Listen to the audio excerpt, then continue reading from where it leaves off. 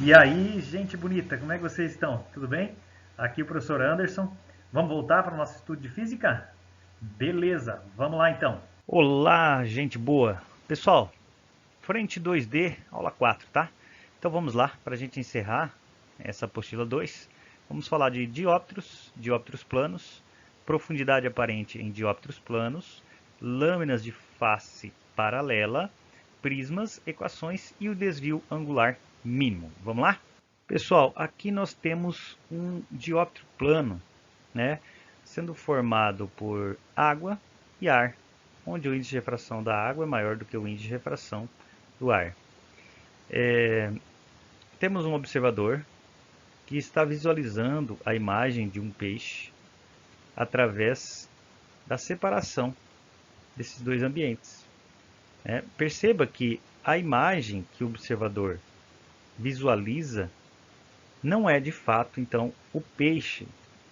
Essa imagem está em um local que nós dizemos ou chamamos de profundidade aparente, que é diferente da profundidade real do peixe, né?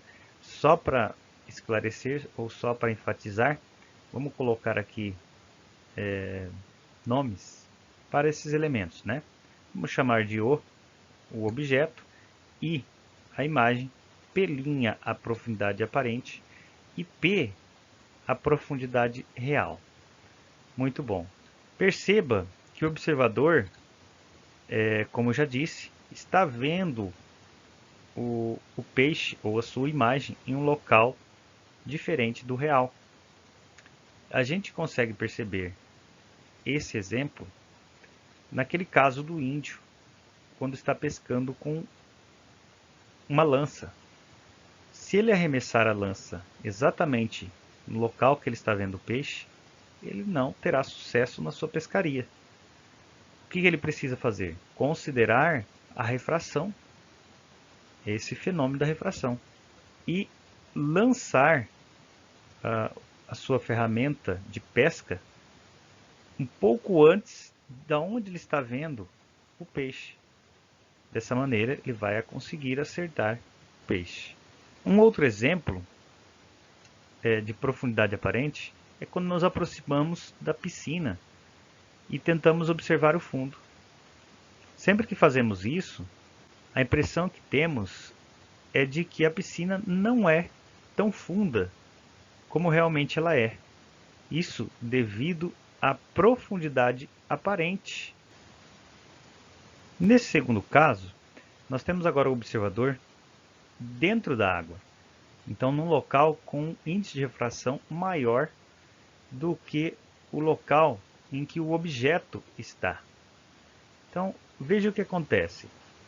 Da mesma maneira, o observador não vai observar, não vai conseguir visualizar o objeto, o pássaro nesse caso, no mesmo local que ele se encontra. Então ele terá o que? Uma altura aparente. E essa altura aparente é diferente da altura real. E mais acima do local real. Assim como nós tínhamos também na situação do peixe, em que a imagem ela se apresenta em um local mais acima do objeto. Então, conforme nós temos na observação, em ambos os casos, a imagem aparecerá sempre acima do local onde o objeto realmente está. E aí nós podemos fazer uma relação de índice de refração onde se encontra o observador, o índice de refração onde se encontra o objeto, a profundidade aparente e a profundidade real. Então, essa razão do índice de refração onde está o observador pelo índice de refração onde está o objeto é igual à profundidade aparente sobre a profundidade real. Podemos então fazer a seguinte observação, que quanto maior o índice de refração onde se encontra o objeto, menor é a profundidade aparente. O contrário também é válido. Quanto menor o índice de refração onde se encontra o objeto, maior é a profundidade aparente. Então dizemos que o índice de refração e essa profundidade aparente são grandezas inversamente proporcionais. Pessoal, sobre as lâminas de face paralela. Então aqui nós temos uma lâmina de face paralela, tá? Com índice de refração N2. Então podemos até imaginar aqui que seja vidro, né? Submerso ou imerso no ar com índice de refração N1. Onde a espessura dessa lâmina nós vamos chamar de E, ok? E a ideia é encontrar qual é o deslocamento do raio luminoso na saída dessa lâmina em relação à entrada. Tá? Então, quanto que vai ser esse deslocamento? Então, vamos imaginar o seguinte, ó, eu tenho um raio luminoso que está entrando na lâmina, e esse raio luminoso ele vai atravessar a lâmina e vai sair em um outro local. Quando fazemos a comparação dessa direção da saída com a direção de entrada, nós temos um deslocamento D, que vamos chamar de deslocamento lateral. Tá? Então perceba o que acontece. O raio luminoso está entrando no meio 2, isso saindo então do meio 1, formando um ângulo de incidência com a normal. Ele vai ser refratado, formando um ângulo R, vai se propagar pelo meio 2, vai incidir na face 2 com um ângulo de incidência R' e vai sofrer refração em relação ao normal com um ângulo de refração I'. Logo, nós teremos então o deslocamento lateral D. E esse deslocamento lateral D, matematicamente, a gente determina pela espessura da lâmina vezes o seno do ângulo de incidência na face 1 menos o ângulo refratado na face 1 dividido pelo cosseno do ângulo refratado na face 1. Caso a incidência desse raio luminoso tenha um ângulo de 90 graus, ou ele tenha a mesma direção da reta normal, nós dizemos então que esse raio luminoso não sofre desvio. Então, o ângulo de refração em relação ao normal é igual a 0 graus. Ainda nas lâminas de face paralela, veja que se eu tiver um raio que se propaga rasante à superfície que separa o meio 1 do meio 2, ele vai sofrer uma refração, se propagar pelo meio 2, novamente na face 2 ele vai sofrer outra refração e continuar se propagando rasante, tá? Só que agora na face 2. Esse desvio lateral vai ser exatamente a espessura da lâmina de face paralela. Se você observar a equação que nós tínhamos anteriormente e substituindo a medida dos ângulos de incidência e de refração na equação, teremos exatamente que esse desvio lateral é igual à espessura da lâmina. Gente, então o observador agora observando um objeto que está atrás da lâmina. A imagem que esse observador vai verificar é uma imagem virtual, direita, um pouco maior do que o objeto e mais próxima da lâmina. Então veja só, eu tenho aqui o objeto, tenho os raios luminosos, né, raios principais que estão saindo desse objeto, vão se propagar, sofrer refração, se propagar no meio 2, que é na lâmina, sofre refração de novo e segue o seu caminho. O observador vai ter uma percepção de que esse objeto está em um local mais próximo da lâmina. Por essa imagem não ser produzida por raios luminosos, mas sim pelo prolongamento dos raios luminosos, dizemos então que essa imagem é virtual. Por ela ter a mesma orientação do objeto, dizemos que essa imagem é uma imagem direita.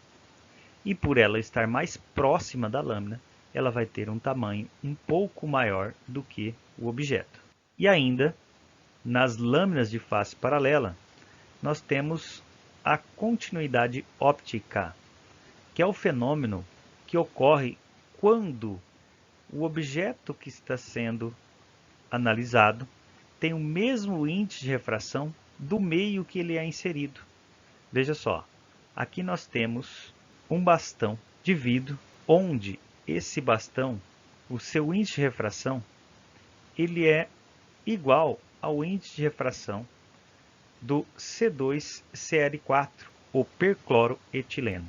Por isso, não conseguimos visualizar o bastão imerso, devido ao índice de refração do vidro ser igual ao índice de refração do C2Cl4. Então, esse fenômeno de invisibilidade nós chamamos de continuidade óptica. E aqui, pessoal, nós temos a propagação de raios luminosos através de prismas. Então, vamos dar nome para algumas coisas antes de falar de todo o processo. Vamos chamar de alfa o ângulo de abertura do prisma. Tá? Então, nós temos aqui um prisma. Imagine aí, em que esse ângulo alfa nós chamaremos então de ângulo de abertura do prisma. E o ângulo de incidência da luz em relação à normal. Então, nós temos aqui a reta normal perpendicular à face 1. O ângulo R, o ângulo de refração na face 1 em relação à normal.